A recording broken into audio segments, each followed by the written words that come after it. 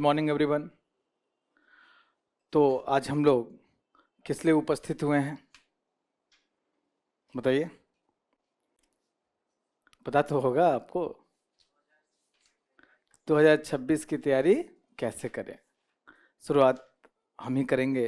आपको पॉलिटी के बारे में बताएंगे, गवर्नेंस के बारे में बताएंगे, कुछ सोशल जस्टिस के बारे में बताएंगे। जीएस पेपर 2 पे मेरा फिक्स रहेगा।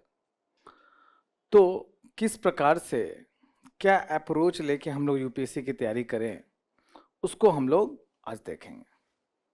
यूपीएससी टफ एग्जाम है, इसमें कोई डाउट नहीं है, टफ है। लेकिन टफ क्यों है, कौन बताएगा,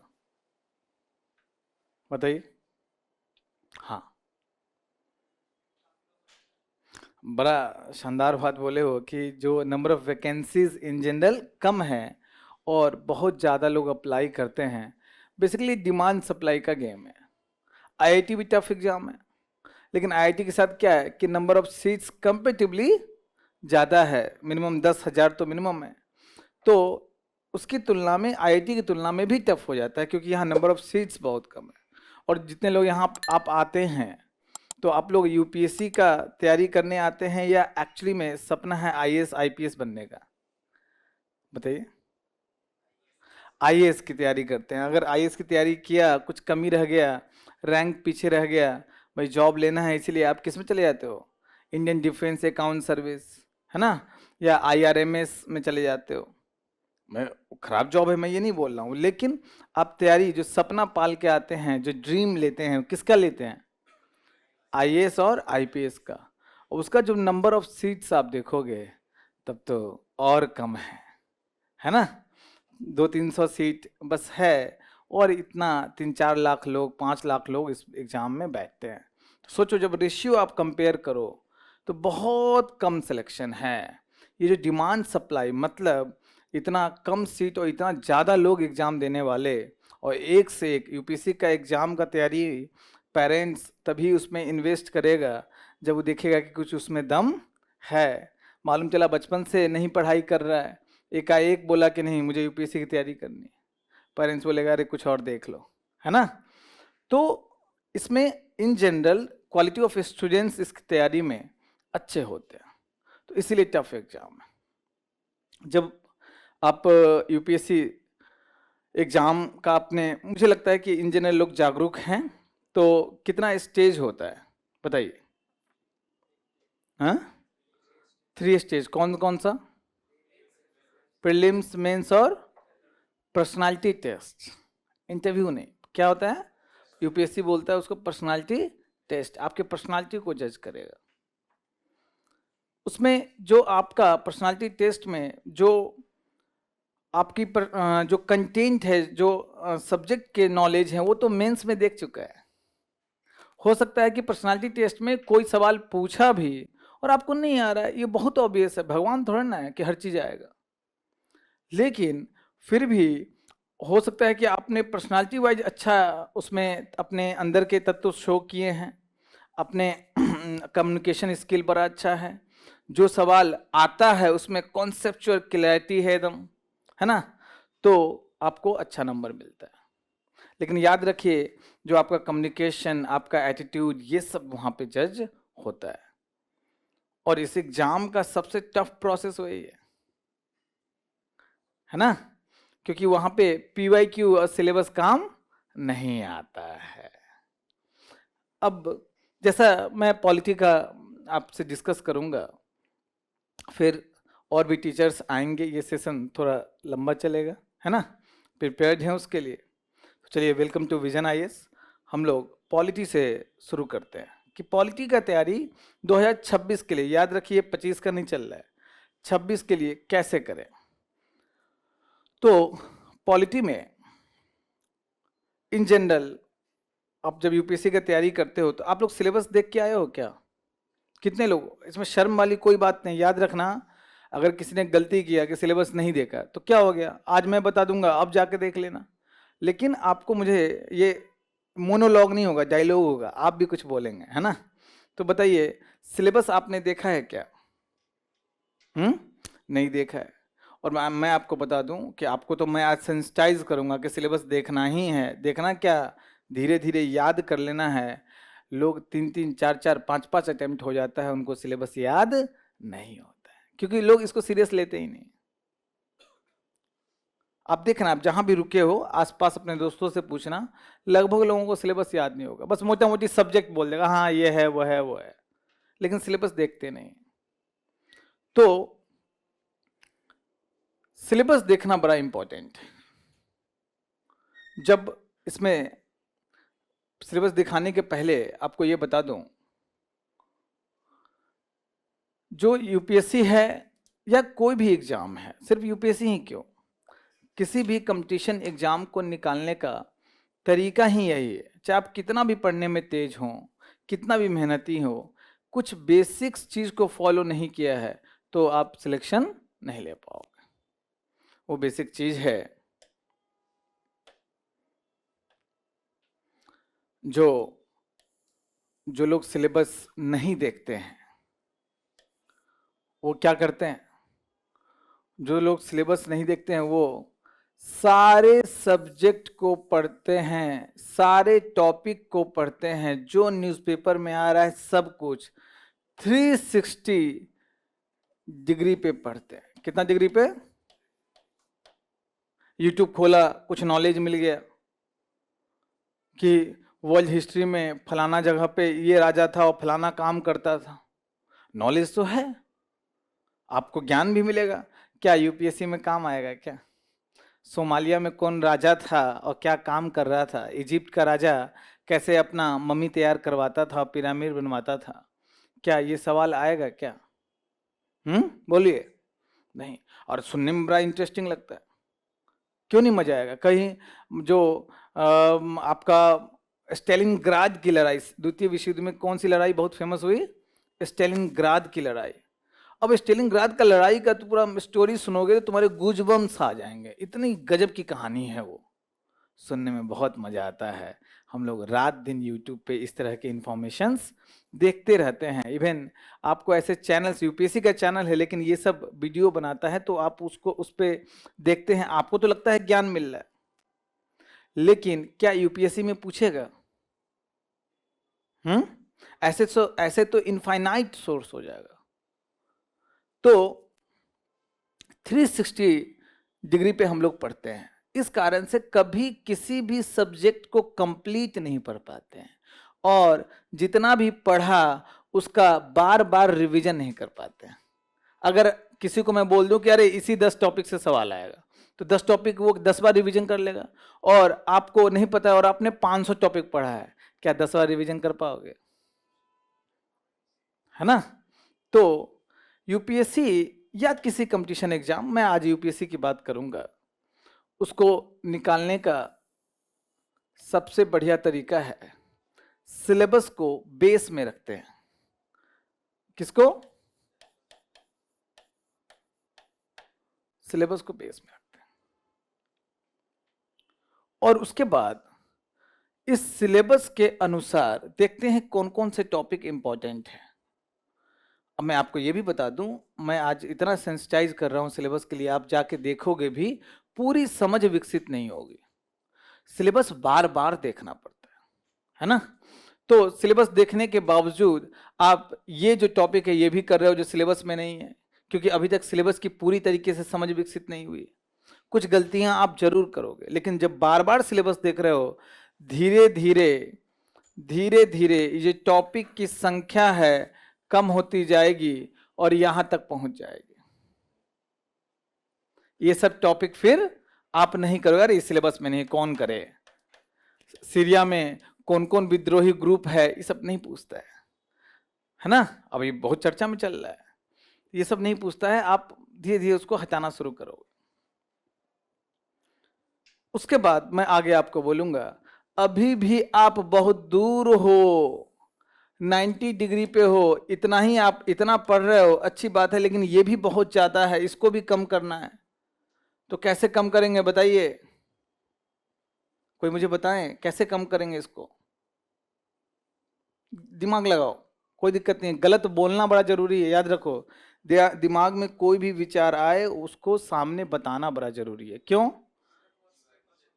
very good, very good. PYQ, जब PYQ करोगे अच्छे से, ये भी कम होके सीधे 15, ये जो PYQ है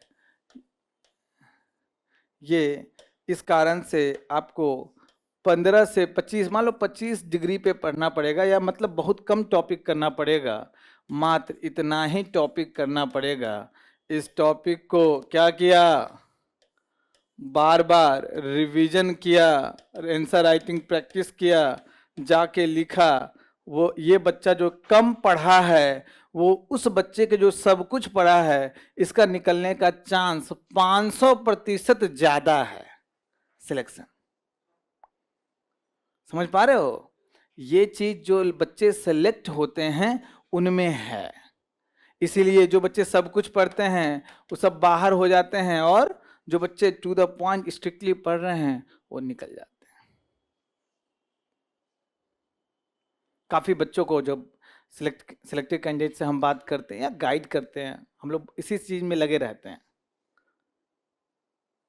तो पूछते हैं कि ये हिस्ट्री इतना बड़ा वास्ट सब्जेक्ट है आपका ऑप्शनल का, कैसे किए?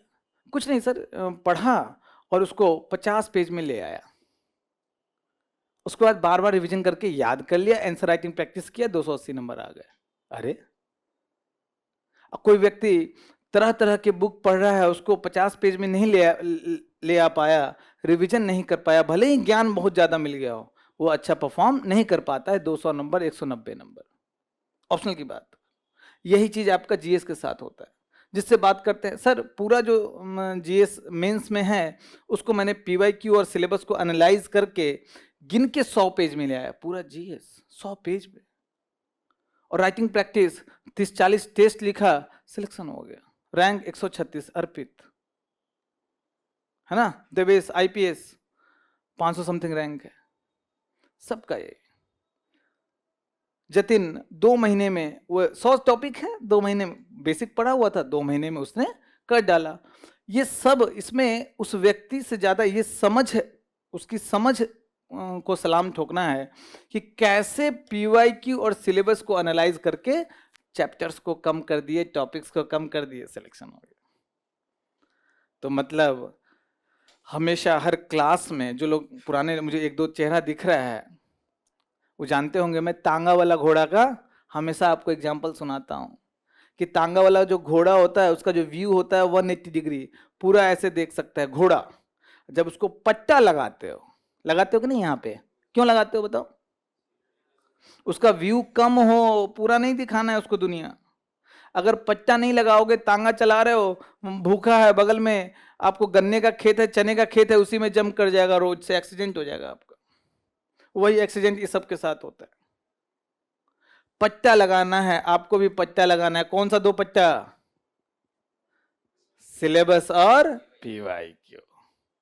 विजन में भी जो पढ़ाया जाता है, आप देखते होंगे यूट्यूब पे वीडियोस आता है, हम लोग पीवाईक्यू सिलेबस पे बहुत ज्यादा फिक्स रहते हैं। आप प्रकांड विद्वान बन के नहीं निकलोगे यहां से, लेकिन सिलेक्ट हो जाओगे। तो सिलेक्शन मेन हम लोग का टारगेट होता है। हम लोग के पढ़ाने के स्टाइल में भी, आप के पढ़ने के स्टाइल में यही आना चाहिए। तो आपको मैं सेंसिटाइज कर रहा हूं, यही है, ठीक है। अब सिलेबस की बात चल रहा है तो अपने सब्जेक्ट की हम बात कर लें। पॉलिटी में जब सिर्फ पॉलिटी हम लोग बोलते हैं तो इन जनरल दिमाग में कॉन्स्टिट्यूशन भी आ जाता है, लेकिन सिलेबस में क्या लिखा है? Governance, constitution, polity, social justice and IR, GS paper 2 का है ना। तो आपको कॉन्स्टिट्यूशन के कुछ प्रोविजंस पढ़ने हैं, उस आधार पे पॉलिटी पढ़ना है, गवर्नेंस पढ़ना है और सोशल जस्टिस और आईआर पढ़ना है। आईआर की बस 5 मिनट बात करूंगा। आईआर का देखिएगा, आप जब पीवाईक्यू आप एनालाइज करेंगे तो आईआर में गिन के 4 सवाल आता है। देखे हो, कभी देखे हो आईआर में कितने सवाल आते हैं? 4 सवाल आता है। 4 सवाल आता है, टोटल 50 नंबर का। 2 सवाल 10 नंबरी और 2 सवाल 15 नंबरी। कितना हो गया? 50 नंबर। 1000 नंबर का क्या है? जीएस है। वेटेज कितना हो गया जीएस में? 5%। 5% हो गया, हाँ 5% हो गया। और हम लोग आईआर को टाइम देते हैं कितना पता है? 20 से 25%। हम लोग मतलब स्टूडेंट, जो आप लोग गलती करते हैं, क्योंकि द हिंदू में आईआर के डेली 1-2 आर्टिकल होते हैं, इंडियन एक्सप्रेस में आर्टिकल होते हैं, यूट्यूब पे आईआर ही आईआर भरा हुआ है। जिसको मन वीडियो बना देता है, सीरिया में ये चल रहा है, लेबनान में ये चल रहा है, यहाँ पे हिजबुल्लाह ये कर रहा है, नहीं पूछता है भाई। अब देखो पीवाईक्यू एनालाइज करो, समझ पा रहे हैं मेरी बात? तो जब आप आईआर का देखोगे तो जो स्मार्ट स्टूडेंट है, जो सिलेक्टेड स्टूडेंट है, उसका नोट्स उठाओ, 25 पेज का, 30 पेज का मैक्सिमम, बस 30 पेज में शॉर्ट नोट्स बनाया, याद किया, आंसर राइटिंग प्रैक्टिस किया, सिलेक्ट हो गया। कुछ कुछ बच्चों के 3-3 बड़े बड़े रजिस्टर होते हैं आईआर के, क्योंकि सब कुछ पढ़ रहा है। ये इसमें देखिएगा, पहले हम लोग सिलेबस के पहले ये समझते हैं कि आपका कॉन्स्टिट्यूशन और पॉलिटी, इसमें डिफरेंस क्या है। आपकी तरफ से जवाब आना चाहिए, बताइए कौन बताएंगे कॉन्स्टिट्यूशन और पॉलिटी में क्या डिफरेंस है। फिर मैं गवर्नेंस भी आगे पूछूंगा। हाँ,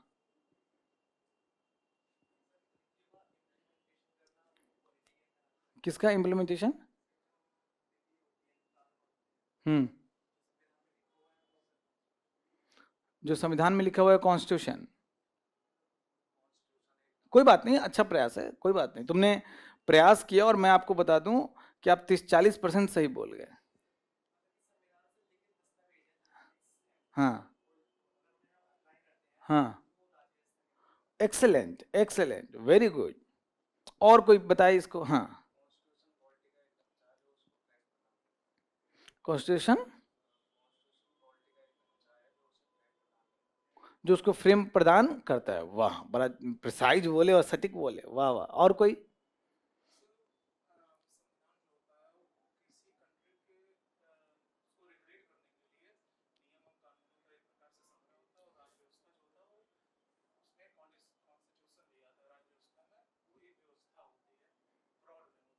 ब्रॉड में होता है। अच्छा ये बताओ, तो चलो अभी तो अब डिस्कस करेंगे। तो जिस देश में लिखित संविधान नहीं है, तो क्या वह राज्य व्यवस्था नहीं है? हैं? है। तो क्या राज्य व्यवस्था के लिए लिखित संविधान होना चाहिए? नहीं। और जो लिखित संविधान नहीं है, इसका मतलब क्या वहाँ संविधान नहीं है? नहीं, वहाँ विधि भी होता है, कानून भी होता है। फिर यही चीज जब आप पढ़ोगे, जब हम लोग पढ़ाएंगे या फिर आप खुद से पढ़ोगे, तो वहां पे लिखित संविधान और अलिखित संविधान में अंतर क्या होता है, इसका बहुत दूर तक प्रभाव है। बहुत दूर तक प्रभाव होता है इस चीज का कि अगर लिखित संविधान है उसके क्या फायदे हैं, क्या नुकसान है, अलिखित संविधान है क्या फायदे क्या नुकसान है। तो लिखित अलिखित संविधान का बिल्कुल कतई मतलब नहीं है कि वहां संविधान नहीं है। है है ना? तो कोई मुझे बता दो, टेस्ट नहीं ले रहे हैं, ये मत समझना मैं टेस्ट ले रहा हूँ, जस्ट मजे के लिए, कि लिखित संविधान होता क्या है और अलिखित संविधान में क्या अंतर है, मतलब कोई प्रिसाइज वे में बताए यहाँ पे।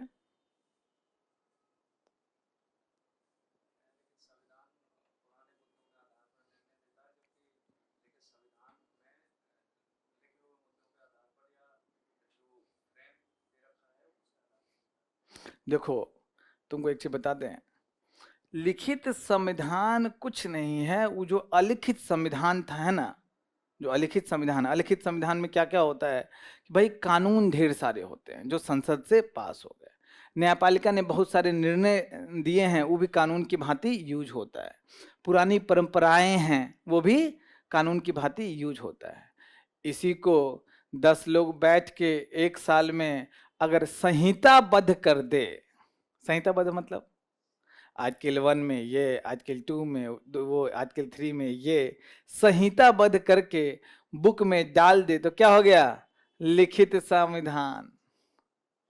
जैसे हम लोग हमेशा बोलते हैं आईपीसी, इंडियन पेनल कोड 1860 ईस्वी में बना, आपराधिक कानून है, बोलते हैं आपराधिक कानून का संहिताबद्धीकरण किया गया, संहिताबद्ध कोडिफाइड किया गया।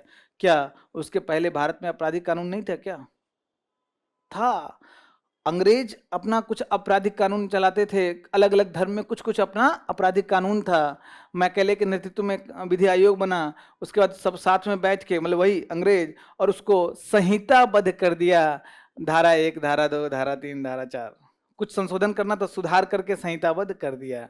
इसी को बोलते हैं लिखित रूप में डाल दिया। हो सकता है कि एक किताब में हो या 3 किताब में हो, मोटा बन गया, तीन तीन वॉल्यूम में कर दो, लेकिन किताब में डाल दिया जाता है, संहिताबद्ध कर दिया जाता है, कोडिफिकेशन कर दिया जाता है ना? तो अलिखित संविधान में भी वही सब प्रावधान है, बस उसको एक किताब या फिर सीरीज ऑफ बुक में संहिताबद्ध नहीं किया गया। ब्रिटेन में खोजोगे कि आर्टिकल 5 कहाँ है, लोग किस चीज का आर्टिकल है ना? मेरी बात समझ पा रहे हैं? तो जो संविधान है, इसको ऐसे समझिए, संविधान, अरे मैं वाइट क्यों यूज कर रहा हूं, संविधान जो है वो सिद्धांत है, और राज व्यवस्था क्या है? व्यवहार है। संविधान में ये प्रावधान कर दिया गया कि भैया जो एक मंत्री परिषद होगा, है ना, वो राष्ट्रपति को अपनी सलाह देगा। उसी प्रकार से राज्य में भी संसदीय व्यवस्था होगी, केंद्र में संसदीय व्यवस्था है और राज्य में भी जो मंत्री परिषद है राज्यपाल को क्या करेगा? सलाह देगा, राज्यपाल उसी अनुरूप काम करेगा, है ना। वहां कहीं ये चीज लिखा हुआ है कि राज्य बदमाशी करेगा? लिखा हुआ है ये चीज? बोलो। राज्य केंद्र का एजेंट बन जाएगा और जो केंद्र बोलेगा, राष्ट्रपति बोलेगा, उसी अनुसार काम करेगा, ऐसा लिखा हुआ है क्या? नहीं लिखा हुआ है। कहीं कहीं उसको विवेकाधीन शक्ति मिलेगी, वो चीज लिखा हुआ है ना। तो सिद्धांत में एक फ्रेमवर्क बना दिया जाता है।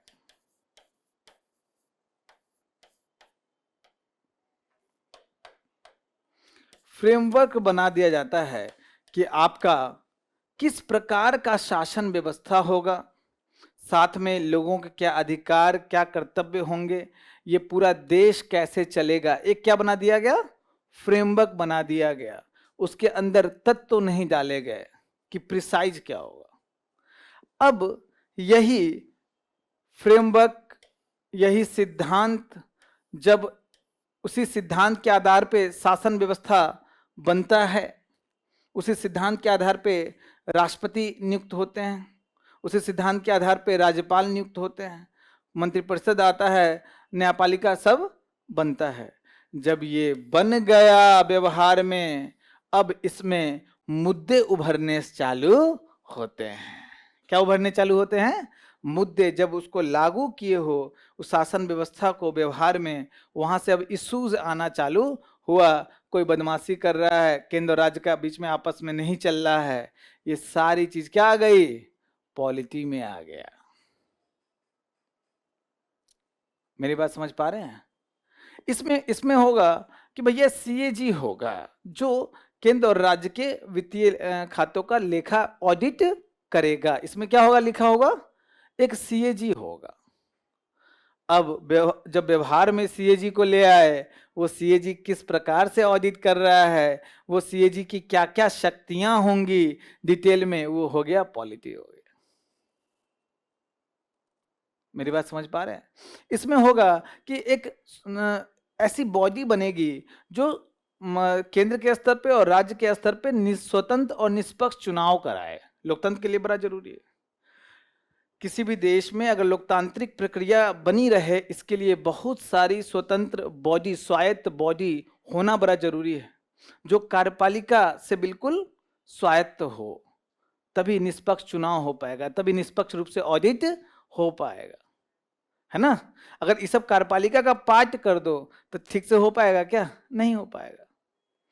तो यहां पे तुमने सिद्धांत में कर दिया न्यायपालिका की स्वतंत्रता कार्यपालिका से होनी चाहिए, डीपीएसपी में डाल दिए, है ना। और व्यवहार में जब उसको लाए, ये किए, स्वतंत्र है, लेकिन स्वतंत्रता के संदर्भ में कुछ मुद्दे भी उभर के सामने आते हैं, है ना। सब किस में पढ़ोगे? पॉलिटी में पढ़ोगे। एग्जाम्पल में बताता हूं। भारत में तुम्हें बता दूं कि दुनिया में जितनी न्यायपालिका है उसमें से सबसे अधिक स्वतंत्र न्यायपालिकाओं में से एक है भारत में। सच्चाई है, ठीक है। अब क्या है कि उसका, और जो किसी भी बॉडी को स्वतंत्रता देते हो, स्वायत्तता देते हो, उसके पीछे कुछ काम करते हो। जैसे कि उसी में लिखा हुआ है कि भाई न्यायपालिका को पद से हटाना है तो एक विशेष प्रक्रिया से दोनों ही सदनों से क्या होता है? विशेष बहुमत से पारित होता है, जो आसान नहीं है। 2/3 मेजॉरिटी चाहिए प्लस एब्सोल्यूट मेजॉरिटी चाहिए। टफ हो गया। तो उससे क्या हुआ कि जो न्यायपालिका के न्यायाधीश हैं स्वतंत्र रूप से काम करेंगे, क्योंकि उनको पद से हटाए जाने का डर नहीं हुआ। उसमें क्या हुआ? इसके वेतन भत्ते संचित निधि पे भारित होंगे। मतलब अगर हम कार्यपालिका के खिलाफ निर्णय दे दिए, विधायिका को डांट दिए, तो मेरा वेतन भत्ता कम नहीं करेगा, है ना। तो बिना डर के काम करेगा। हो गया, समझ रहे हो। उसकी नियुक्ति भारत में तो कोलेजियम आ चुका है। ऐसे था संविधान में कि भाई राष्ट्रपति करेगा परामर्श से, लेकिन परामर्श के साथ देखा गया कि उसमें परामर्श अगर बाध्यकारी ना हो तो क्या करेगा, राष्ट्रपति मतलब मंत्रिपरिषद की सलाह से कार्यपालिका अपने मन मुताबिक न्यायाधीश डालने लगेगा वहाँ। वो क्या करेगा, जब अपने मन मुताबिक डालेगा, अपने भाई अपने बेटों को डालेगा या अपने विचारधारा वाले को डालेगा, तो क्या होगा, स्वतंत्रता बरकरार रहेगी न्यायपालिका की? नहीं। तो पॉलिटी में क्या हो गया कि न्यायपालिका ने विभिन्न निर्णय दिए, जिसको 3 जज केस बोलते हैं, है ना, 3 जज के केस का निर्णय दिया, जिसके तहत कोलिजियम सिस्टम आया। क्या कोलिजियम सिस्टम कहीं संविधान में उल्लेखित है? नहीं। तो संविधान में कहीं नहीं पढ़ोगे, लेकिन जब व्यवहार में आता है तो विभिन्न निर्णय से क्या बन गया, कोलिजियम सिस्टम। उसके पीछे मूल तर्क यही है कि न्यायपालिका की स्वतंत्रता बरकरार है। तो पॉलिटी में पढ़ोगे तुम कोलिजियम सिस्टम। एक लास्ट चीज न्यायपालिका के संदर्भ में, अब लगभग सारे प्रावधान न्यायपालिका के संदर्भ में उसकी स्वतंत्रता को बरकरार रखते हैं। किससे? कार्यपालिका से, है ना। अब स्वतंत्रता बरकरार रखते हैं, लेकिन एक ऐसा लूप होल है जहां पे स्वतंत्रता को प्रभावित कर देता है। वो लूप होल कहां पर होगे? क्या वो लूप होल यहां लिखा हुआ है क्या? नहीं।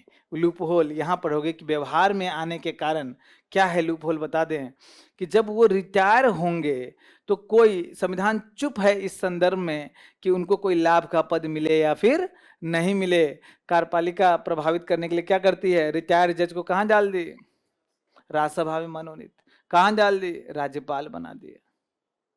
तो जो अभी बैठा हुआ जज है वो ये भी तो देख रहा है कि भाई भविष्य में हमको भी रिटायर होना है। तो प्रभावित हो गई, स्वतंत्रता प्रभावित हो गई। कहां पर हो गए, पॉलिटी में। उसी प्रकार से राज्यपाल के संदर्भ में हर चीज है। राज्यपाल की विवेकाधीन शक्ति का दुरुपयोग सब कहां पर होगे, पॉलिटी में पढ़ोगे। अब विवेकाधीन शक्ति क्या क्या होगा, उसमें हम लोग 2 प्रकार की विवेकाधीन शक्ति पढ़ते हैं, एक संवैधानिक विवेकाधीन है, एक परिस्थितिजन्य। वो परिस्थितिजन्य आपको कहीं नहीं लिखा हुआ है ना। और उसी का राज्यपाल मिसयूज करने लगा। आजकल 356 आपको पता होगा क्या है, कोई कुछ जानता है? राज्य में आपातकाल राष्ट्रपति शासन। जब संविधान बन रहा था, संविधान सभा में खूब डिस्कशन हुआ, क्या कर रहे हैं। डॉक्टर अंबेडकर बोले कि भाई ये रेयर केस में यूज होगा, डेड लेटर होगा, आप टेंशन मत लीजिए। यही इकलौता पूरे इतिहास में डॉक्टर अंबेडकर मात्र यही एक चीज में थोड़े से दूरदर्शी नहीं साबित हुए। इसका भारतीय संवैधानिक इतिहास में सबसे विवादित आजकल बन के रह गया। 100 बार से ज्यादा मिसयूज हुआ है। वो मिसयूज कहां पर हो गए, यहां पे। मेरी बात समझ पा रहे हैं? तो आप ये पूछ सकते हैं कि जब संविधान बनाया जा रहा था तो उसी में क्यों नहीं लिख दिया गया? क्या उन्हें पता नहीं था कि यार इसका मिसयूज हो सकता है? सिर्फ यही चीज नहीं, हर जगह स्पष्ट रूप से लिख देते। इतना आसान नहीं है। मतलब संविधान जो है एक कॉन्सेप्ट होता है। कानून 2 प्रकार के होते हैं, मूल कानून और प्रक्रियागत कानून, प्रोसीजरल लॉ। तो मूल कानून जैसे आईपीसी, मूल कानून जैसे भारतीय न्याय संहिता, तो इसमें आया ना भाई भारतीय न्याय संहिता। इसमें प्रक्रिया नहीं होता है, डिटेलिंग नहीं होता है, बस फ्रेमवर्क होता है ना, कि ये इस दंड के लिए ये सजा, इस दंड के लिए ये सजा। उसी प्रकार से उसके बाद उसका प्रक्रिया कहां बताया गया, सीआरपीसी। अब भारतीय नागरिक सुरक्षा संहिता में, अब नए वाले में बताया गया। अगर आईपीसी में ही अगर वो चीज डाल देते तो आईपीसी इतना मोटा हो जाता, पढ़ पाते क्या? संविधान में सारी प्रक्रिया, सारे चीज अगर डिटेलिंग कर दो तो पढ़ पाओ कितना मोटा, बिल्डिंग 4 मंजिला बिल्डिंग के इतना मोटा हो जाएगा संविधान।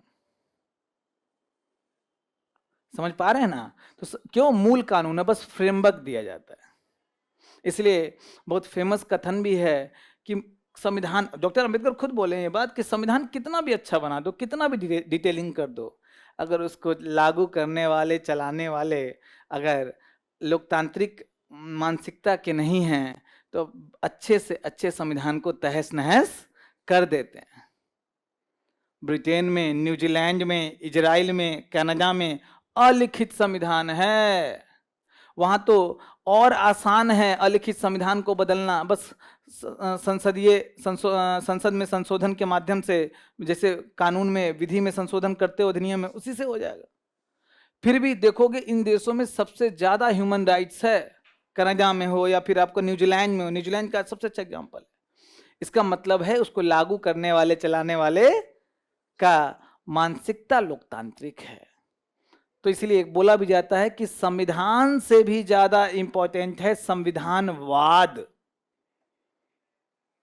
है ना। कॉन्स्टिट्यूशनलिज्म, प्रीलिम्स में सवाल, मेंस में सवाल अब पूछना शुरू कर दिया इस पे। तो यही सब चीज आप इसमें कॉन्स्टिट्यूशन में फ्रेमवर्क पूरा पढ़ोगे, सिद्धांत पढ़ोगे, यहाँ क्या पढ़ोगे, व्यवहार। कौन सा व्यवहार, पॉलिटिकल सिस्टम के संदर्भ में। मुख्य रूप से किसमें बताइए, मुख्य रूप से पॉलिटिकल सिस्टम के संदर्भ में, ठीक है। इसी में जब संविधान की अंतिम व्याख्या कौन करता है, सुप्रीम कोर्ट। सुप्रीम कोर्ट करता है ना। अब उसी में कुछ अस्पष्टताएं हैं, उसको सुप्रीम कोर्ट अपनी व्याख्या में सुधारता है। समय समय पे विभिन्न प्रकार के निर्णय देता है, जिसको बोलते हैं केस लॉ। क्या बोलते हैं बताइए, केस लॉ। तो हमें प्रमुख केस लॉ भी पढ़ना पड़ता है। वही केस लॉ जैसे केशवानंद भारती केस है। अभी राज्यपाल के संदर्भ में हम लोग देख रहे थे, लैंडमार्क जजमेंट है एसआर बोमई केस, 30 साल पूरा हो चुका है इस जजमेंट का, है ना। तो जितने लैंडमार्क जजमेंट्स हैं सिलेबस के अनुरूप, ये नहीं ऐसे तो इनफाइनाइट लैंडमार्क जजमेंट है, हर दिशा में है। किस किस चीज में याद करोगे, लॉ के स्टूडेंट हो नहीं, या लॉ की तैयारी, जुडिशरी की तैयारी नहीं कर रहे हो, सिलेबस में जो दिया हुआ है उसमें जो लैंडमार्क जजमेंट्स हैं वो भी आपको पढ़ना पड़ता है। किसमें, ये कॉन्स्टिट्यूशन में या पॉलिटी में, पॉलिटी में, है ना। केशवानंद भारती जो केस है 1973 का, संविधान के किस अनुच्छेद में उल्लेखित है, कहीं नहीं। क्यों, पॉलिटी का पार्ट है वो, केस लॉ है वो, न्यायिक व्याख्या, न्यायिक समीक्षा के तहत आया है। मेरी बात समझ पा रहे हैं आप, बताइए, अरे बोलिए, समझ पा रहे हैं ना। अब ये आपने देख लिया कि वो व्यवहार है, तो फिर ये गवर्नेंस क्या है।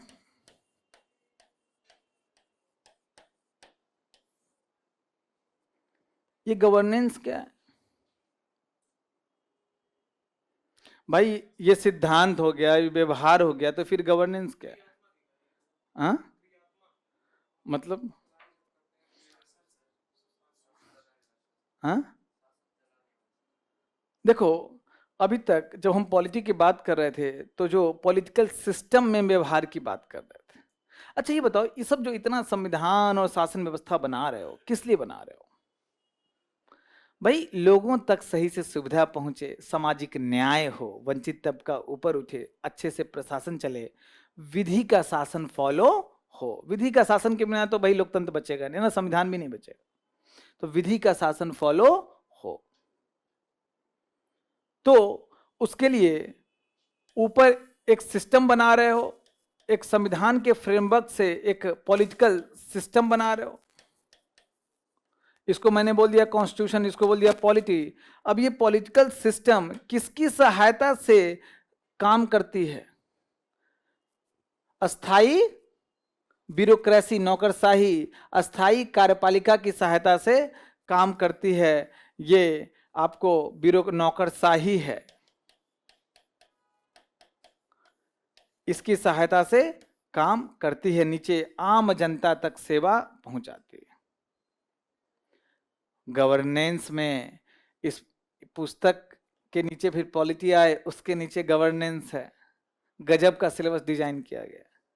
ये व्यवहार का भी व्यवहार है, जब जमीन पे वो नीति लगाते हो क्या क्या इश्यूज आता है, भ्रष्टाचार का मुद्दा, अपारदर्शिता का मुद्दा, जवाबदेहिता नहीं है ना। तो वो जो कोई भी योजना है, कोई भी काम कर रहे हो, उसके करने में जो प्रॉब्लम है, उसका नीति निर्माण, कोई मनरेगा का नीति निर्माण पहले हुआ होगा, मीटिंग हुआ होगा कि कैसे बने, कैसे इसका फ्रेमवर्क बने, कैसे लागू हो। जब ये नीति निर्माण टॉप लेवल का ब्यूरोक्रेसी कर लेता है, उसके बाद फिर नीचे जाके उसको लागू किया जाता है। ये पूरा ब्यूरोक्रेटिक सेटअप में कैसे वो लागू होता है, उसके साथ मुद्दे क्या हैं, सब कहाँ डिस्कस होते हैं बताइए? गवर्नेंस में, है ना। और ये किस लिए हो रहा है, लागू क्यों हो रहा है? ताकि सामाजिक न्याय आए, ये आम जनता तक अच्छे से पहुंचे। सुशासन बहुत बड़ा टूल है सामाजिक न्याय के लिए। तो वो लक्ष्य हमारा क्या है? Social justice. लक्ष्य क्या है? Social justice. यही तो सिलेबस। लक्ष्य हमारा संसद नहीं है, ये सब तो उपकरण है ताकि क्या मिल जाए? Social justice. आप जब सिलेबस देखोगे, अब हम लोग सिलेबस देखते हैं तो देखिए, सबसे पहले संविधान के बारे में देखिए। किसके बारे में है? संविधान के बारे में, संविधान के बारे में, ठीक है। उसके बाद संवैधानिक योजना, अन्य देशों के साथ तुलना, ठीक है। उसके बाद आपको विधायिका, कार्यपालिका, न्यायपालिका, फिर चुनाव, है ना। अभी संविधान, अच्छा एक चीज और बता दें, जब हम लोग पढ़ते भी हैं तो ऐसा नहीं कि संविधान पहले पढ़ लिया फिर पॉलिटी पर। आपको जो सबसे फेमस बुक चलती है लक्ष्मीकांत, उसमें भी सिर्फ कॉन्स्टिट्यूशन का बुक नहीं है, वो पॉलिटी का भी है। तो आपको कॉन्स्टिट्यूशनल प्रोविजन बता के फिर उसके साथ क्या मुद्दे हैं, क्या केस लॉ है, क्या न्यायपालिका ने कहा, क्या समाधान होना चाहिए, सब चीज वहीं पे दिया हुआ है। तो कॉन्स्टिट्यूशन और पॉलिटी आप क्या करते हो? साथ साथ पढ़ते हो। ये अभी कॉन्स्टिट्यूशन, अभी ये पॉलिटी आ गया, जनप्रतिनिधित्व अधिनियम की मुख्य विशेषता है कि किस प्रकार से चुनाव होगा, है ना, सब इसमें दिया हुआ है। विभिन्न संवैधानिक पद पे नियुक्ति, उसके संबंध में मुद्दे, मुद्दे पॉलिटी का विषय हो गया, ठीक है। अब देखिए, जब कॉन्स्टिट्यूशन और पॉलिटी, ऊपर तो प्योर कॉन्स्टिट्यूशन था, उसके बाद कॉन्स्टिट्यूशन पॉलिटी मिक्स हुआ। अब ये देखिए आपका क्या है, सरकारी नीतियों और विभिन्न क्षेत्रों में विकास के लिए हस्तक्षेप। क्या, किस लिए है? गवर्नेंस का। विकास प्रक्रिया, विकास उद्योग, गैर सहायता समूह, स्वयं सहायता समूह, एनजीओ, ये सब गवर्नेंस का पार्ट है, एक हितधारक है। अब गवर्नेंस का जो मॉडल है वो लोग काफ़ी, हम लोग पूरे वैश्विक स्तर पे भी और हम लोग भी लोकतंत्र में चेंज किए हैं। जो सिविल सोसाइटी है उसको अब एक हितधारक मान रहे हैं, है ना। अब आपका ये सब हो गया, उसके बाद क्या आ गया बताइए? जनसंख्या के अति संवेदनशील वर्ग के लिए कल्याणकारी योजनाएं। अति संवेदनशील वर्ग, वंचित तबका, सामाजिक न्याय, इनके स्वास्थ्य, शिक्षा, मानव संसाधन विकास, क्या हो गया? सामाजिक न्याय। गरीबी और भूख से संबंधित विषय, क्या हो गया? सामाजिक न्याय। बोलो, एक हायरार्की आपको दिख रहा है? ये क्या है? लक्ष्य है हमारा, क्या है बताइए? ये लक्ष्य है।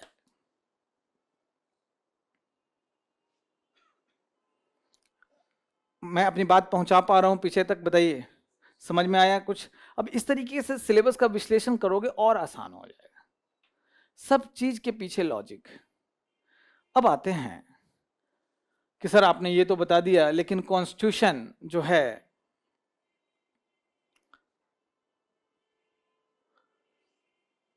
कभी ये कॉन्स्टिट्यूशन के संबंध में पहले बात करें।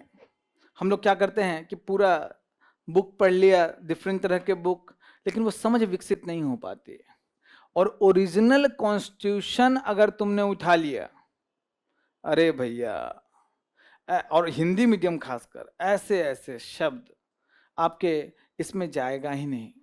बिना किसी बैकग्राउंड के आप एक बार कॉन्स्टिट्यूशन उठा के देखिएगा, समझ में नहीं आएगा, लेकिन बड़ा लॉजिकल तरीके से बनाया गया। अच्छा ये बताओ, इतने संविधान सभा इतना साल में कॉन्स्टिट्यूशन बनाई, उसमें अलग अलग समितियां अलग अलग काम करती थी, आप लोग कुछ ना कुछ तो सुना होगा। फिर हम लोग सब लोग मिल के बनाए, फिर भी हम लोग डॉक्टर अंबेडकर का ही इतना नाम क्यों लेते हैं? कि प्रारूप समिति के अध्यक्ष थे और सब, भाई प्रारूप जैसे प्रारूप समिति था वैसे मौलिक अधिकार के लिए समिति था, राज्यों के लिए समिति, ऐसे बहुत सारी समितियां थी। फिर डॉक्टर अंबेडकर को ही इतना नाम क्यों लेते हैं? क्योंकि इतना सारा चीज है, चाहे इतनी बड़ी शासन प्रणाली है, उसको एक किताब में डालना है, उसको आपको नागरिकों के संबंध में प्रावधान एक किताब में डालना है, विभिन्न शासन प्रणाली के बीच में संबंध कैसा होगा एक किताब में डालना है, कैसे लॉजिकल तरीके से डाल सकें वो आसान नहीं है। आज आपको आसान लगेगा, अभी मैं प्रूफ करूंगा, लेकिन एक व्यक्ति के लिए सोचिए कि कैसे सारे कॉन्सेप्ट को एक किताब में प्रॉपर अंडरस्टैंडिंग से डालें, है ना? तो लॉजिक समझिए, जब आपको पॉलिटी पढ़ाया जाता है तो सबसे पहले राज्य की परिभाषा बताई जाती है। राज्य बिहार और यूपी राज्य नहीं है ना, एक पॉलिटिकल एंटिटी है, उसकी 4 विशेषताएं बताई जाती है। सुना है कभी? अरे बोलिए, राज्य की 4 विशेषता कौन कौन है बताइए? संप्रभुता, उसके बाद राज्य में ये ऊपर नीचे हो सकता है, कोई दिक्कत नहीं है। ये राज्य का क्या होगा? राज्य क्षेत्र होगा। उसके बाद आपने कहा, क्या बोला? जनसंख्या और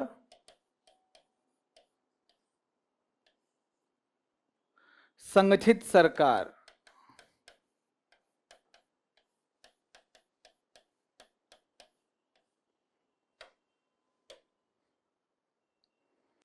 भाई राज्य की 4 विशेषताएं बताई जाती है। डॉक्टर अंबेडकर का कहना है यही तो आपका कॉन्स्टिट्यूशन है। इसी आधार पे तो मैंने पूरा प्रारूप बनाया, इसी आधार पे सबको ऑर्गेनाइज किया है ना? आप देखिए, भारतीय संविधान में संप्रभुता का उल्लेख कहां पे है? प्रस्तावना में, उद्देशिका में है।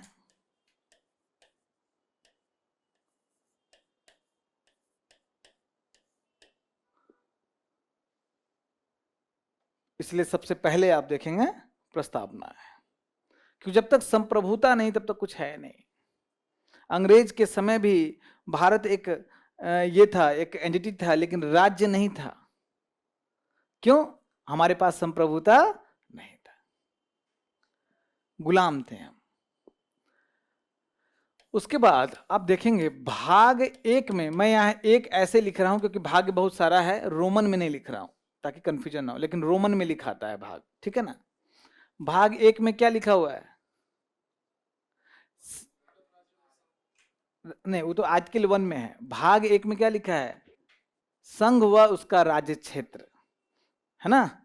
तो राज्य क्षेत्र के बारे में बता दिया। भाग 2 में क्या है? नागरिकता, जो यहाँ की जनसंख्या है। जनसंख्या का 2 पार्ट है, एक तो नागरिक, दूसरा कौन? गैर नागरिक। हो सकता है विदेशी हो, यहाँ रह रहे हो प्रॉपर वीजा और इस सब की सहायता से, ठीक है ना? तो भाग 2 में क्या है कि कौन कौन से, इधर देखिए, इधर देखिए, देखिए जिंदगी भर काम आएगा ये चीज, संविधान को पढ़ने का मजा ही आ जाएगा। फिर भाग 2 में क्या है? नागरिकता की कौन कौन से नागरिक होगा उसका प्रोविजन। भाग 3 में क्या है? इन नागरिकों का साथ में इन गैर नागरिक या पूरी जनसंख्या का मौलिक अधिकार क्या होगा। बहुत सारे मौलिक अधिकार, सिर्फ कुछ मौलिक अधिकार सिर्फ नागरिकों को मिला है और लगभग सब मौलिक अधिकार पूरे निवासियों को मिला है, नागरिक और गैर नागरिक, पता है ना? तो जो मौलिक अधिकार है सिर्फ नागरिकों के लिए नहीं है, याद रखना। फिर इन्हीं नागरिकों के लिए राज्य का क्या कर्तव्य होगा? भाग 4, इन नागरिकों का देश के लिए क्या कर्तव्य होगा? भाग 4 ए। जबकि यह आपका 42वां संविधान संशोधन मूल संविधान में नहीं था। अब जरा सोचो कि जब संशोधन कर रहे हैं, कोई चीज ऐड कर रहे हैं, तो क्या लास्ट में ऐड कर दो? होता है ना, किताब रख रहे हो तो भाई एक और किताब ले आए तो उसके ऊपर रख दिए, है ना? नहीं, ऐसे तुम नहीं कर सकते हो। जहां नागरिक के संबंध में, नागरिकता के संबंध में प्रावधान है, वहीं पे मौलिक कर्तव्य वहीं आसपास होना चाहिए।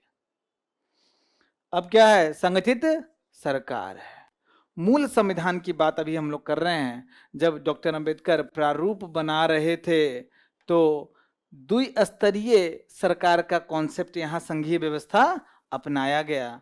एक तो ऊपर में संघ है जिसको केंद्र बोल देते हो आम भाषा में, दूसरा क्या है? राज्य है। इसी संघ का अब क्या हो जाएगा? भाग 5 संगठित सरकार। इसी भाग 5 में सबसे ऊपर चैप्टर्स हैं। सबसे पहला चैप्टर है कार्यपालिका, विधायिका, न्यायपालिका, और एक अलग चैप्टर है सीएजी। देखो कि कार्यपालिका में सीएजी को शामिल नहीं किया गया है, क्योंकि अपने ही लोग खुद को ऑडिट थोड़ी ना करेंगे, कॉन्फ्लिक्ट ऑफ इंटरेस्ट हो जाएगा। राज्य किसमें है बताइए? भाग 6 में है। मूल संविधान में राज्य को 3 भाग में ए बी सी कैटेगरी में था, तो भाग 7 में सी कैटेगरी था। समझ गए ना बात? लेकिन जब राज्य का पुनर्गठन आयोग बना, उसका अनुशंसा माना गया, संशोधन किया गया, तो ये ए बी सी वाला हटा दिया। राज्य और केंद्र शासित प्रदेश में देश को फिर इसके राज्य क्षेत्र को बांटा गया। इसीलिए भाग 7 निरसित है, निकाल दिया गया है। क्या है बताइए? क्योंकि वो प्रोविजन ही हट गया। क्या संघ और राज्य के सरकार के बारे में बात हो गई? कहीं के सरकार की, कहीं के बारे में सरकार बचा हुआ है अभी? बताइए, अब बताइए, कॉमन सेंस से गलती बोल सकते हैं। आइंस्टाइन महोदय ने क्या बोला है? जिसने कोई गलती नहीं किया उसने कोई नया काम नहीं किया। गलत नहीं, स्थानीय शासन मूल संविधान में नहीं था। एक जगह की सरकार आप मिस कर रहे हैं, जहां आप रह रहे हैं, यूटी। भाई वहां का भी तो क्या लिखा है? संगठित सरकार। तो हर क्षेत्र में कैसा सरकार चलेगा उसका चलेगा। केंद्र में कैसा सरकार, राज्य में कैसा सरकार, यूटी भी तो है। वहां प्रशासन नहीं करोगे? करोगे। तो भाग 8 में क्या है? यूटी। कुछ लग रहा है कि लॉजिक है? कुछ दिख रहा है कि किस प्रकार से हायरार्की? क्यों नहीं यूटी को भाग 2 में शामिल किया गया? मूल संविधान में भाग 2 में ही लिख देते, क्या दिक्कत? अरे दिक्कत है, पढ़ने में दिक्कत होता है ना?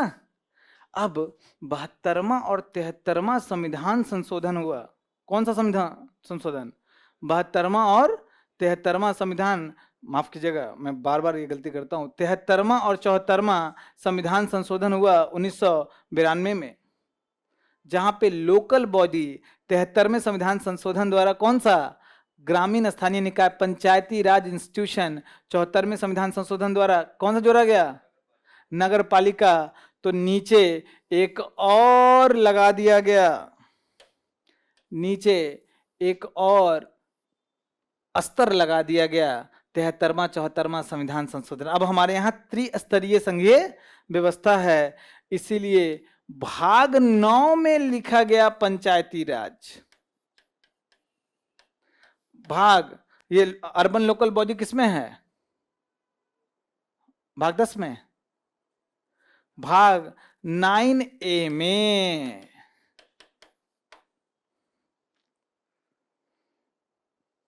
कुछ लॉजिक दिख रहा है? क्यों नहीं? देखो जबकि भाग 7 निरसित है, तो भाई भाग 7 में ही डाल देता। खाली बैठा है, खाली जगह है संविधान में, उसी में स्थानीय निकाय डाल देता। नहीं, क्रोनोलॉजी नहीं हो पा रहा है। यूटी हमेशा ऊपर आएगा, समझ रहे हैं बात? ये स्थानीय निकाय नीचे आएगा मूल संविधान में ही। अब देखो, सब जगह की शासन व्यवस्था की बात तो कर ली है, कहीं और की शासन व्यवस्था बची हुई है? एक जगह की बची हुई है, मूल संविधान में ही शामिल किया गया। क्या? अरे जो जनजातीय क्षेत्र हैं वहाँ कुछ स्पेशल प्रोविजन होना चाहिए। जनजातीय क्षेत्र पिछड़े क्षेत्र हैं, उनको मुख्य भाग में जो प्रशासन चलाते हो वैसा नहीं चला सकते हो, कुछ स्वायत्तता देनी है। इसलिए भाग 10 में, मैं ऊपर जाऊं इसको मिटा दूं, इसीलिए भाग 10 में आपको क्या किया गया, क्या शामिल किया गया? जो अनुसूचित क्षेत्र और जनजाति क्षेत्र के संबंध में, मैं शेड्यूल ट्राइब लिख रहा हूं, एसटी नहीं लिखा हुआ है, अनुसूचित क्षेत्र और जनजाति क्षेत्र के संबंध में कैसा प्रशासन होगा वहां है, एक ही आज के लिए। अब संगठित सरकार तुमने सब जगह देख लिया, इन सरकारों के बीच में क्या संबंध होगा? भाग 11 में क्या है बताइए? सेंटर और स्टेट के बीच में रिलेशन, जिसमें कार्यकारी और विधायी रिलेशन के बारे में बताया हुआ है। भाग 12 और 13 दोनों मिलाकर वित्तीय रिलेशन, ट्रेड, फिनांस, इस संबंध में बताया हुआ है। फिनांस, ये रिलेशन ही चल रहा है अभी। फिर भाग 14 में आता है कि इन सब जगहों पे भाई अब ब्यूरोक्रेसी, सेवाएं, यूपीएससी, स्टेट, अभी बीपीएससी, इन सब, बीपीएससी शब्द नहीं लिखा हुआ, स्टेट पब्लिक सर्विस कमीशन, उस सब संबंध में लिखा हुआ है। भाग 15 में इन सब जगहों पे चुनाव कैसे हो, स्थानीय निकाय नहीं, केंद्र और राज्य में। तो आप जरा देखिए क्यों नहीं चुनाव का पहला आर्टिकल में दे दिया? लॉजिक अब आपको समझ में आता है कि लॉजिक बनता है? नहीं बनता है ना, लॉजिक नहीं बनता है ना। अधिकरण, आपको 42वां संविधान संशोधन करके अधिकरण जोड़ा गया, क्यों? भाग 14 में एक और भाग 14A जोड़ा गया, यहां अधिकरण जोड़ा गया। क्यों जोड़ा गया? क्योंकि उस सेवाएं के संबंध में, अर्ध न्यायिक बॉडी है, न्यायपालिका का फीचर उसमें कम, तुलनात्मक रूप से कौन सा है? कार्यपालिका नियुक्त करती है, कार्यपालिका ही उसको पद से हटाती है, इसलिए यहां पे डाला गया। पूरा लॉजिक है, इस प्रकार से लॉजिकल एक तारतम्यता है, एक देखिएगा एक मतलब वाइब्स है, जो एक आजकल के लैंग्वेज में बोलिएगा जेन जेड के जनरेशन के वाइब्स है, उसी अनुरूप अगर आप संविधान को ध्यान में रखते हो, अच्छा खासा आजकल की समझ हो जाएगी, अच्छा खासा पढ़ने में मजा आएगा। पॉलिटी इस प्रकार से पढ़ा जाता है।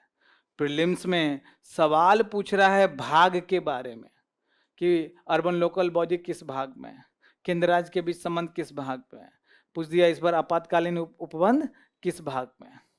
ऐसे रट्टा मारने चलोगे हमेशा भूल जाओगे लॉजिक, समझ रहे हैं? तो आपको क्या लगता है कि पहले तैयारी प्रीलिम्स की हो या मेंस की हो? हाँ, साथ होनी चाहिए तैयारी, साथ होनी चाहिए। वो जो तैयारी है वो एक साथ प्रीलिम्स का भी कर रहे हैं, मेंस का भी कर रहे हैं। और याद रखिए जो लोग मेंस की तैयारी अच्छे से करता है वो प्रीलिम्स में भी 4-5 सवाल एक्स्ट्रा सही करता है, क्योंकि समझ ज्यादा विकसित होती है।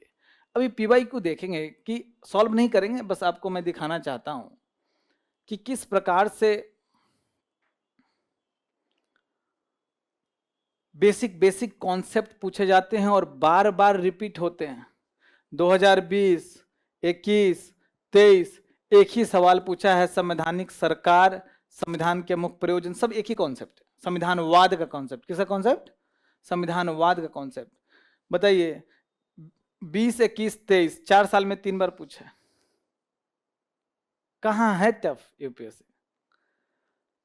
देखिए संसदीय शासन व्यवस्था 20 में पूछा, संसदीय शासन व्यवस्था, जो संसदीय शासन व्यवस्था पढ़ता है ब्रिटिश से लिए हैं हम लोग, तो कंपेयर करते हैं, बहुत आसान सवाल है वैसे तो। दोनों देखिए, जो 20 में पूछा और 21 में, अगले साल पूछ दिया। देखिए यहाँ पे संविधान की उद्देशिका, प्रियम्बल से सवाल पूछा है, सिंपल क्वेश्चन पूछा है ना। अब इसमें लेकिन आप उद्देशिका पढ़ाया जाएगा, लेकिन दिक्कत क्या होता है कि आपने उद्देशिका याद भी कर लिया, पढ़ाया भी गया, अगर आपने एक एक कॉन्सेप्ट पे अच्छे से पकड़ नहीं बनाई तो फंसा देगा। अच्छा खासा स्टूडेंट इसमें फंसता है।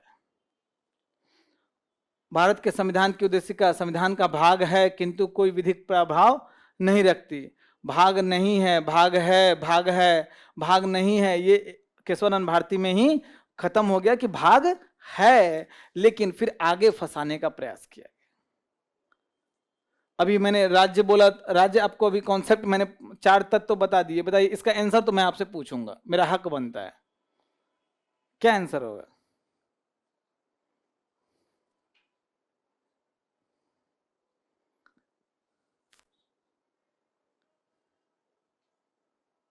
उसी 4 चीज को अप्लाई करना है। बहुत अच्छे अच्छे स्टूडेंट गलत करके आए।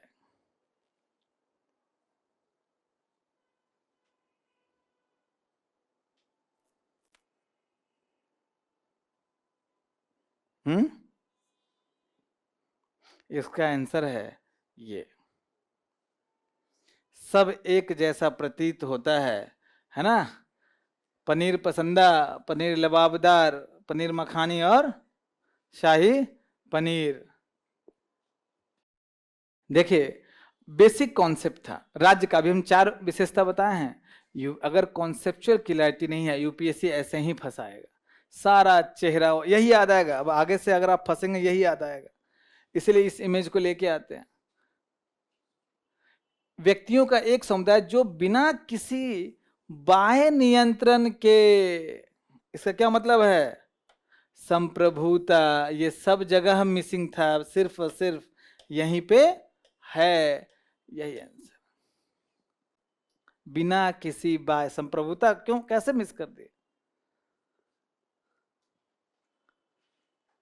इवन ये सवाल का भी प्रकृति, ये जो था उद्देशिका वाला, ये इसी प्रकृति का है। जब आप पीवाईक्यू अच्छे से करोगे तो देखोगे कि जो सिलेबस में जो टॉपिक है लिटरली वहीं से पूछ रहा है। फंडामेंटल राइट में भी 90% केस में 2 ही आर्टिकल पे वो टिका हुआ है, आर्टिकल 19 और आर्टिकल 21, क्योंकि मुद्दे सबसे ज्यादा वहीं से उभरते हैं। जैसे राजद्रोह का केस लगाया है ना, कोई फ्रीडम ऑफ एक्सप्रेशन किया, ने कुछ बोला, उस पर केस लगा दिया राजद्रोह का आईपीसी। अब क्या होगा कि वो आर्टिकल 19 के साथ टकराहट होगा। जो ओटीटी प्लेटफॉर्म पे कुछ अगर नियमन की बात चल रही है, डिजिटल मीडिया पे नियमन की बात चली, सब कहां से आएगा? आर्टिकल 19। उसी प्रकार से सबसे ज्यादा व्याख्या आज तक किस आर्टिकल का हुआ है? आर्टिकल 21 का। इसीलिए बार बार ये आर्टिकल 19 पूछा आपको। देखिए यहाँ पे 13 में पूछा, 14 में पूछा, ये आर्टिकल 19 22 में पूछा, है ना? उसके बाद 21 पूछना, देखिए 15 में, 17 में, है ना, 21 पूछा। और भी यही सब 2 आर्टिकल पे टिका हुआ है। तो हमको समझ में आया, ओ आर्टिकल 19 और 21, इससे संबंधित जितना भी मटेरियल है अच्छा अच्छा हम पढ़ लें, शॉर्ट नोट्स बनाएं, सारे केस लॉ को याद कर लें, सारे मुद्दों को समझ लें। स्थानीय सरकार, इसको एक ही तरह के सवाल बार बार पूछता है। स्थानीय सरकार में एक ही मुद्दा है, स्थानीय सरकार में क्या पता है? कि राज्य सरकार पे छोड़ा गया था कि स्थानीय सरकार को शक्ति देगा। भाई 11वीं अनुसूची में 29 विषय हैं, वो विषय नीचे तक पहुंचाएगा, उसको वित्तीय शक्ति देगा, उसको प्रशासनिक शक्ति देगा। वो मुद्दा बोलाता कहा जाता है 3F। 3F का मतलब फंड, फंक्शंस और फंक्शनरीज। फंड विथ फंक्शन का मतलब जो 29 विषय हैं वो फंक्शंस हैं, फंक्शनरीज उसको लागू करने के लिए प्रशासनिक तंत्र। यही हम लोग तब से इंतजार कर रहे हैं, राज्य देना नहीं चाह रहा है, जिस कारण से स्थानीय निकाय के पास खास शक्ति नहीं है। ये मुद्दा बार बार पूछता है। और एक दो जो फ्रिंज क्या, लेकिन और जो मुद्दे हैं जो आपको सरपंच पति का कॉन्सेप्ट है ना, ये सब पूछता है। तो हम उसी प्रकार से तैयार करेंगे। हर चीज क्यों पढ़ना है? स्थानीय सरकार पे लगभग एक सवाल हर साल रहता है, तो पीवाई क्यों करेंगे तो आपको समझ में अच्छे से आएगा। तो ओवरऑल हम ऑब्वियसली मैं रणनीति बताऊंगा, ये ऑब्वियसली कंटेंट नहीं पढ़ाऊंगा, तो रणनीति में ये मैंने समझ लिया कि हमें सिलेबस को अच्छे से करना है, पीवाईक्यू को बढ़िया से करना है। मैं ये फिर से बोल रहा हूँ कि जाके देखोगे ज़्यादा समझ में नहीं आएगा, लेकिन निरंतर देखते रहना है, पढ़ना है। बुक्स में एनसीईआरटी इज वेरी इंपॉर्टेंट। कोई अगर बोले कि एनसीईआरटी नहीं पढ़ना है, आप उसकी बात मत सुनिए। कहानी के रूप में खासकर लोग बोलते हैं 11 12, मैं तो क्लास 6 का ही पढ़ता हूँ तो मुझे मजा आता है। क्लास 6 से लेके 12 तक का सबसे इंपॉर्टेंट एनसीईआरटी ये है 11th। आज भी हम 10 बार पढ़ चुके हैं, लेकिन आज भी पढ़ते हैं। तो अब फिलॉसफी के लेवल पे हम पहुंच गए हैं, तो फिलॉसफी समझते हैं कि क्यों लिखा हुआ है। शायद अभी आप ना समझ पाए, बहुत आनंद आता है, नया सीखने को मिलता है ना। कि पहले सीमित सरकार का कॉन्सेप्ट आया, संविधान का मतलब ही है सीमित सरकार करना, और उसके बाद जब इतना सीमित कर दिया कि सरकार काम ही नहीं कर पा रहा था, फिर कल्याणकारी राज डीपीएसपी का कॉन्सेप्ट आया। वो सब लिखा हुआ है, लोग पढ़ के आगे निकल जाते हैं। आपको बेयर एक्ट जरूर लेना है। बेयर एक्ट का मतलब हाँ? अरे आप एक बार वहां जाइए ना, जो ही नहीं थोड़े ना कि यही पब्लिकेशन का बुक हो। आप मार्केट में जाइए, उसको बोलिए बेयर एक्ट संविधान का, बोला अच्छा तो वो दे देगा इंग्लिश में। इंग्लिश में नहीं चाहिए तो हिंदी में देगा, हिंदी में नहीं चाहिए। ऐसा बेयर एक्ट चाहिए जिसमें एक तरफ एक पेज में इंग्लिश, उसमें इस तरफ इंग्लिश में लिखा होगा, 2 पेज है इंग्लिश में और यहाँ हिंदी में। क्योंकि आपको इंग्लिश रेफरेंस लेना बड़ा इंपॉर्टेंट हो जाता है। संविधान है ये, बेयर एक्ट मतलब संविधान है, संविधान का बेयर एक्ट। हर कानून का बेयर एक्ट आता है, ये संविधान का बेयर एक्ट। तो सिर्फ हिंदी वाला लोगे तो शब्द थोड़े टफ हैं, और सिर्फ इंग्लिश लोगे उतना भी अच्छा इंग्लिश नहीं आता है। तो हिंदी में पढ़ रहे हैं कि जहां दिक्कत हो इंग्लिश में गए, नहीं समझ में आया गूगल किए, है ना। तो संविधान यहीं से पढ़ा जाता है। उसके अलावा एक रेफरेंस बुक हो, या फिर कोचिंग का जो सबसे बढ़िया मटेरियल है, सबसे बढ़िया कोचिंग का, है ना, वो मटेरियल आप ले लो। क्योंकि जो मटेरियल बनाया जाता है, विजन का जो मटेरियल बनाया गया है उसी अनुरूप बनाया गया है ना। उसमें एनसीईआरटी के भी चीज़ हैं, साथ में आपको सारे रेफरेंस बुक, इन सब के अच्छे चीज़ भी हैं उसमें। लेकिन याद रखना है, सोर्स एक ही रखना है। अगर आप कोचिंग का मटेरियल पढ़ रहे हैं तो आपको रेफरेंस बुक पढ़ने की आवश्यकता नहीं, ठीक है। ये तो पढ़ाई है, ये तो पढ़ाई है। उसके बाद आपको जो ध्यान रखना है, बहुत सारे लोगों को लगता है कि मैंने सबसे अच्छे कोचिंग में एडमिशन ले लिया, अब तो मुझे ज्ञान मिल गया, सिलेक्शन निकाल लूंगा, पॉलिटी मैंने पूरा पूरा अच्छे से पढ़ लिया, हो जाएगा। नहीं, मैं आपको ये बता दूं, ये फाउंडेशन है जहां पे आपका फाउंडेशन तैयार होगा, चाहे खुद से पढ़ो चाहे कोचिंग से पढ़ो। क्या तैयार होगा बताइए? फाउंडेशन। उसके बाद आपको पीवाईक्यू से साथ में एक कॉन्सेप्ट होता है रिवर्स इंजीनियरिंग के माध्यम से क्वेश्चन सॉल्व करने होते हैं, खासकर प्रीलिम्स में। ये क्या है रिवर्स इंजीनियरिंग? मान लो तुमने प्रियम्बल किया, पढ़ लिया, कॉन्सेप्ट क्लियर हो गया, लेकिन जब सवाल लगाने जाए तो गलत होता है। तो प्रियम्बल पे 50 क्वेश्चन विद एक्सप्लेनेशन करोगे तो उसका सारा डायमेंशन, आगे पीछे दाएं बाएं ऊपर नीचे सब क्लियर हो जाएगा। फिर उसको रिवाइज करना होता है, तब जाके आपके क्वेश्चन सही होना शुरू होते हैं। तो आपको ये रिवर्स इंजीनियरिंग टेस्ट सीरीज से हो पाएगा। किससे हो पाएगा? Test series.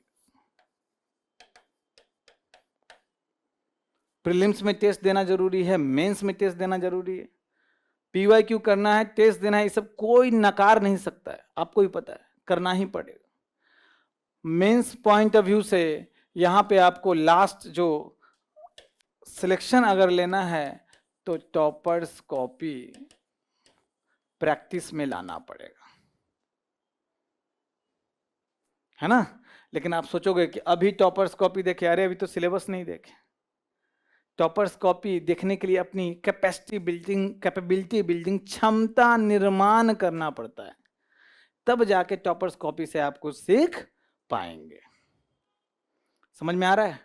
तो पॉलिटी में, अच्छा गवर्नेंस में भी वही, गवर्नेंस लगभग प्योर, लगभग मैं बोल रहा हूं, किसका सब्जेक्ट है? मेंस का। सोशल जस्टिस में प्रीलिम्स में योजना और ये सब आ जाता है, लेकिन है सब्जेक्ट किसका? मेंस का।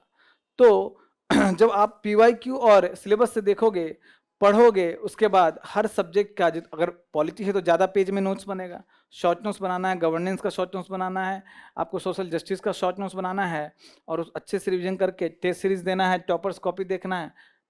देखना मतलब एनालाइज करना है, सिर्फ ऐसे पलट के नहीं देखना है, सिलेक्शन हो। ठीक है? पॉलिटी में कुछ पूछना हो आपको रणनीति में तो पूछ सकते हैं। मेरा समय समाप्त होता है, इसलिए कोई आपके तरफ से कुछ क्वेश्चन? समझ में आया रणनीति? तो आज जो मैंने 1 घंटा में डिस्कस किया है, उस रणनीति का क्रक्स मुझे बता दीजिए, मैं चला जाऊंगा। क्या क्रक्स है? एक ही क्रक्स है, तांगा वाला घोड़ा। मुझे पीवाईक्यू करना है और सिलेबस अच्छे से एनालाइज करना है, उसी अनुरूप। देखो, मान लो लक्ष्मीकांत पढ़ रहे हो, इतना मोटा है लक्ष्मीकांत, और हर साल मोटा होता जा रहा है, पता नहीं 5 साल बाद क्या होगा। अब क्योंकि जो नया सवाल आता है उसको भी बाद में चैप्टर को शामिल किया जाता है, तो इतना मोटा हो गया है, तुम कैसे करोगे, इतना कैसे याद करोगे? जब पीवाईक्यू देखोगे, अरे फंडामेंटल राइट डीपीएसपी से हर साल मिनिमम 2-3 सवाल पूछा है, उसके बाद संसद से इतना सवाल पूछा है, इसी दोनों मिलाकर इतना सवाल पूछा है ना? कुछ और भी जो कुछ कुछ हम लोग पढ़ते, संसद में भी बहुत बड़ा चैप्टर है, हर चीज नहीं पूछता है, स्पेसिफिक कुछ कुछ चीज पूछता है। जब एनालाइज करोगे तो मालूम चलेगा कि जो फ्रिंज चीज है, फ्रिंज का मतलब कितने, अगर इसको राष्ट्रपति को हटाना है तो कितने लोगों का ये चाहिए उसमें, या न्यायाधीश को हटाना है तो कितने लोगों की दस्तखत चाहिए, ये सब चीज नहीं पूछता है ना। इन जनरल, ऐसे तो एक्सेप्शन केस में हर जगह एक्सेप्शंस होते हैं, लेकिन पीवाईक्यू से आपको मालूम चलेगा कि इतना मोटा बुक को आपको इतना ही पढ़ना है। ठीक है? समझ में आ गया? चलिए, थैंक यू।